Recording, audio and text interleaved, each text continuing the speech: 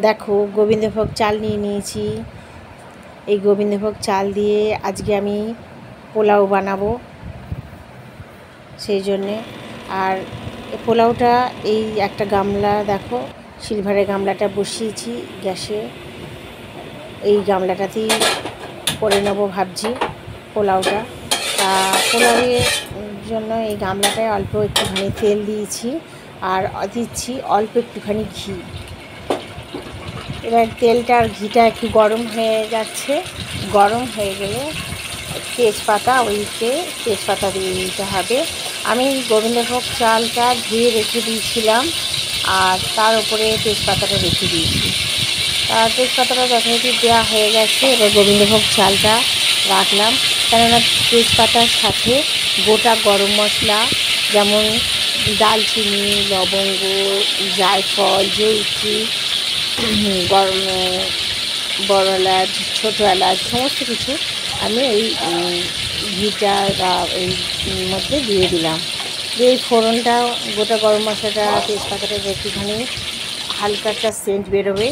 এই হালকা সেন্ট বেরোনোর পর আমি এই চালটা ভিজিয়ে রাখা জল ফেলে দিয়েছিলাম, ঝরিয়ে রাখা চালটা, গোবিন্দভোগ চালটা এর মধ্যে দিয়ে দিলাম।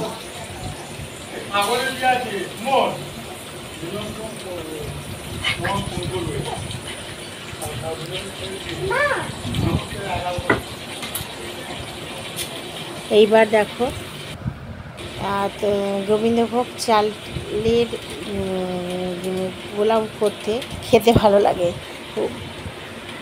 আর দেখো আমি কোনো কালার ব্যবহার করি না, ফুড কালার। আমি বাসন্তী পোলাও বলে যেটা, পোলাওটা করতে গেলে আমি একটু হলুদ দিয়ে দিই। হলুদ দিয়ে একটু নাড়াচাড়া করলেই হলুদ রঙটা, বাসন্তী রঙটা এসে যায়। তাই জন্য আমি কোনো ফুড কালার ব্যবহার করি না। আর এই পোলাওটা হয় মিষ্টি মিষ্টি, খেতে খুব সুন্দর লাগে। আর তোমরা তো জানোই পোলাওয়ের সাথে চিকেন কষা বা মটন কষা খেতে খুব সুন্দর লাগে। তা আমি চিকেনটা করে রেখে দিয়েছি, চিকেন কষা। এখন আমি পোলাওটা রান্না করছি, তোমাদের পরে আমি চিকেন কষাটা দেখিয়ে দেবো। এবার দেখো একটুখানি নাড়াচাড়া করে নিচ্ছি গোবিন্দভোগ চালটা, একটু নাড়াচাড়া করে নিলাম, তাতে একটুখানি চালটা ভাজা ভাজা হয়ে যায়, অল্প একটু ভাজা হয়ে যায় আর একটু সুন্দর সেন্টটা ছাড়ে, ঘিয়ের সেন্ট। এবার আমি জল ঢেলে দিলাম।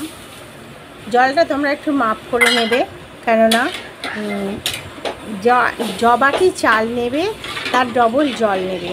যেমন মনে করো তুমি যদি 2 বাটি চাল নাও, তুমি 4 বাটি জল নেবে। আর যে বাটির চাল নেবে সেই বাটির মাপ করেই তুমি জলটা নেবে। এবার আমি একটুখানি গোলাপ জল দিয়ে দিচ্ছি। দেখো তোমরা, চালের মধ্যে একটুখানি গোলাপ জল দিয়ে দিলাম, একটু সেন্টটা খুব সুন্দর ছাড়বে বলে।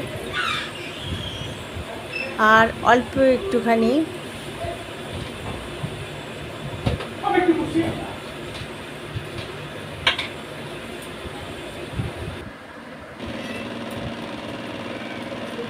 এবার দিয়ে দিয়েছি, এটা এখানে দেওয়া হবে কাজু বাদাম দিয়ে দিচ্ছি আমি, কেননা পোলাওতে কাজু বাদাম, কিশমিশ এগুলো দেওয়া যায়, দিতে হয় কেন খেতে ভালো লাগে।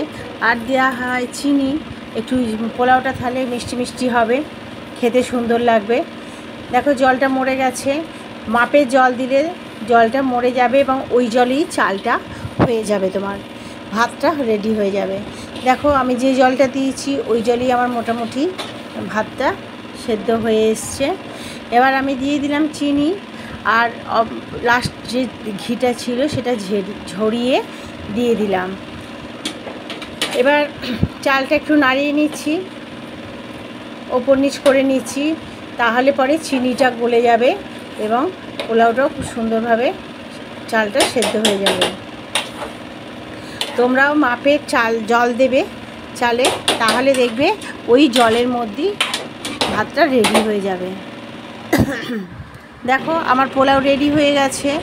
আর এই পোলাওটা করতে বেশি সময় লাগে না, যেন গোবিন্দভোগ চাল তা খুব তাড়াতাড়ি সেদ্ধ হয়ে যায়। আর দেখো রেডি হয়ে গেছে পোলাও, আর সাথে আছে দেখো কড়াতে আমার চিকেন কষা, দেখতে পাচ্ছ। পোলাও দিয়ে চিকেন কষা খেতে খুব সুন্দর লাগে। টাটা, আমরা এখানেই শেষ করলাম তাহলে।